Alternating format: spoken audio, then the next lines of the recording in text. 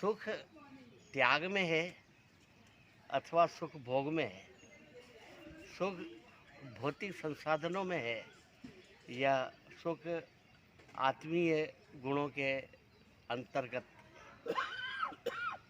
सुख कहाँ मिलता है और कैसे प्राप्त किया जाता है।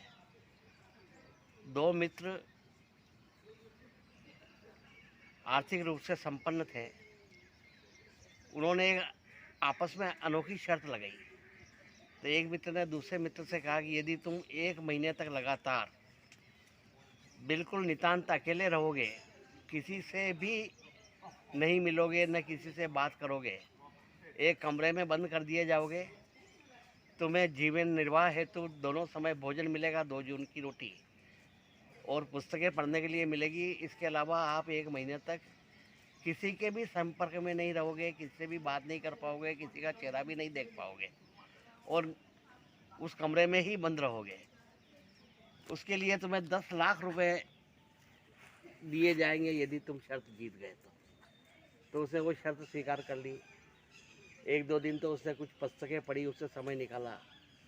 उसके बाद में पुस्तकों से वो इधर उधर समय पास करने लगा तो समय उसका पास नहीं हो रहा।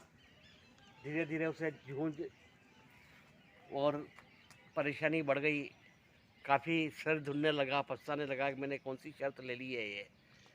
और 8-10 दिन तक इस प्रकार से वह परेशान रहा, सिर धुनता रहा और शर्त छोड़ने के बारे में सोचता रहा।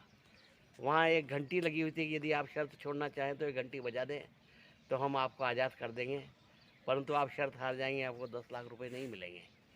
तो उसने सब्र की और धीरे धीरे वो समय व्यतीत करने लगा।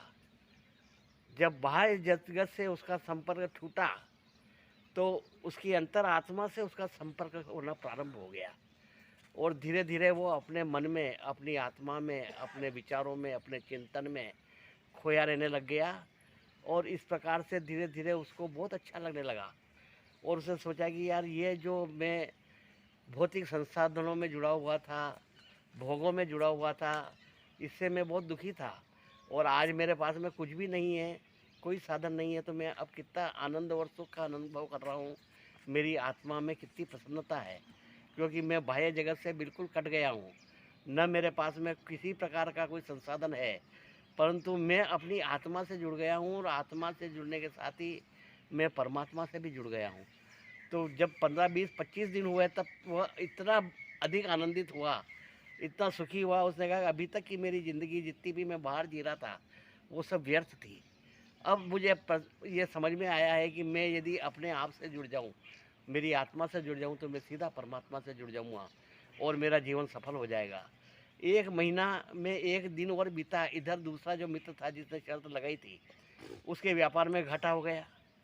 महीने भर तक वो काफ़ी इस चिंता में रहा कि अब 10 लाख रुपए मुझे इसे देना पड़ेंगे क्योंकि तब 1 दिन ही बचा है और ये तो शर्त जीत चुका है और इधर मेरा दिवाला निकल गया है, मेरे पास में उसको देने के लिए पैसे भी नहीं बचे हैं।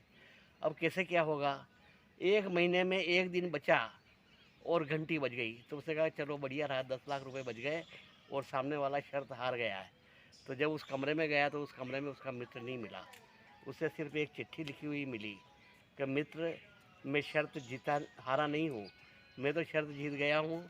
मुझे शर्त के 10 लाख रुपए नहीं चाहिए क्योंकि मैंने 1 महीने में अनुभव कर लिया है कि ये सब सांसारिक भोग, पैसा, सब धन, सब तुच्छ है और जो मुझे आनंद मिला अपनी आत्मा से जुड़ने का, परमात्मा से जुड़ने का, उसके सामने 10 लाख रुपए कहीं नहीं लगते हैं।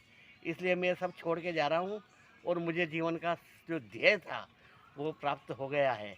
तब दूसरे मित्र ने कहा कि ये शर्त वास्तव में वो जीत गया है और मैं शर्त हार गया हूँ।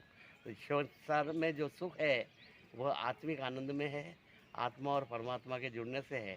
यदि 1 महीने में ही यदि व्यक्ति भौतिक संसार से अलग रहा तो इतना सुखी रहा, तो यदि वो कोई जीवन भर यदि वो अपनी आत्मा से जुड़ा रहे, परमात्मा से जुड़ा रहे, तो उसका जीवन कितना सफल हो सकता है। इसलिए जो भोग है उसमें सुख नहीं है और त्याग में ही सुख है। भौतिक संसाधनों से ज़्यादा जो आत्मिक आनंद है और परमात्मा से जुड़ने का सुख है वह अतुलनीय है, उसकी तुलना किसी भी शर्त से, किसी भी रुपए से, कहीं से भी पूरी नहीं की जा सकती। बहुत सुंदर।